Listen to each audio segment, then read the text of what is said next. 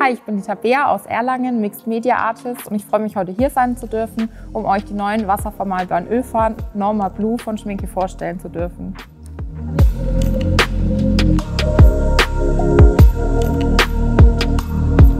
Als erstes habe ich mein Wunschmotiv mit Bleistift auf eine Leinwand übertragen, und du kannst hier auch Ölpapier verwenden, das kannst du je nach Belieben entscheiden.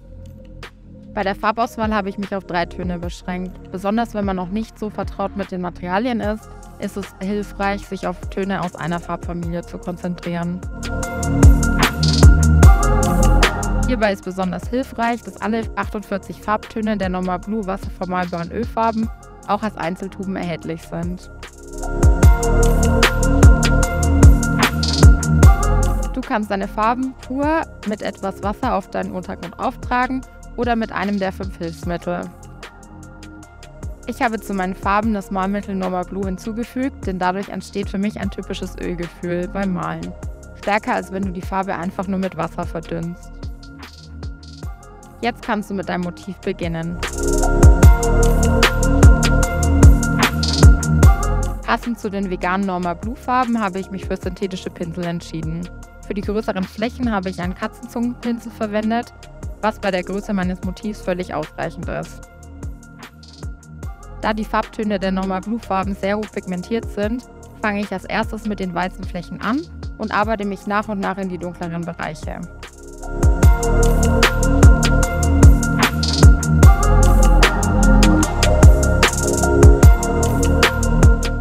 Das Tolle an einem Motiv wie diesem Ballonhund ist, dass man die einzelnen Bereiche im Grunde gleich oder zumindest ähnlich aufgebaut hat.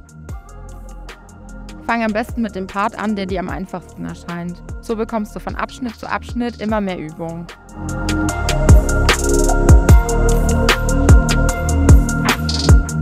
Gönn deiner Farbe zwischendurch immer etwas Trockenzeit und arbeite in dieser Zeit an anderen Bereichen deines Motives weiter.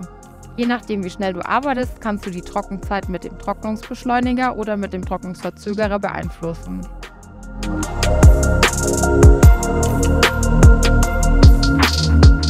Wenn du Bereiche hast, bei welchen eine sehr helle Farbe direkt neben einer dunkleren Farbe ist, trage die beiden Töne erst flächig auf und verwende dann einen sauberen Pinsel, um die harten Kanten zu verblenden. Ich entscheide mich hier oft für einen Flachpinsel. Besonders toll finde ich bei den veganen wasservermalbaren Ölfarben Norma Blue, dass ich anders als bei herkömmlicher Ölfarbe keine Einweghandschuhe mehr verwenden muss, da ich die Farbe einfach problemlos mit Wasser und Seife für meine Haut abwaschen kann. Ich wusste schon immer die Vorteile von Ölmalerei zu schätzen, habe aber oft wieder zur Acrylfarbe gegriffen, da mir die Gerüche, die herkömmliche Ölmalerei mit sich bringt, in meiner Wohnung einfach zu intensiv waren.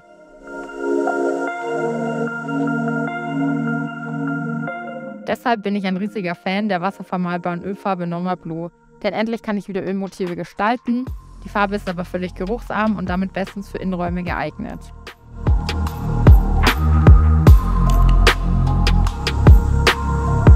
Zudem ist sie, dadurch, dass bei der Herstellung keine Kobalt-, Cadmium- und Zinkoxidpigmente verwendet wurden, auch noch umweltfreundlich. Wenn du nun die Flächen deines Ballonhundes so weit gestaltet hast, dass du zufrieden bist und die Farbe auch schon etwas getrocknet ist, können wir die Highlights durch Licht- und Schattenpunkte hinzufügen.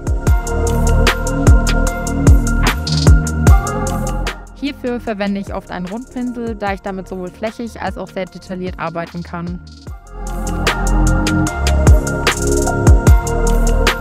Wenn du magst, kannst du deinem Motiv noch einen farbigen Hintergrund hinzufügen.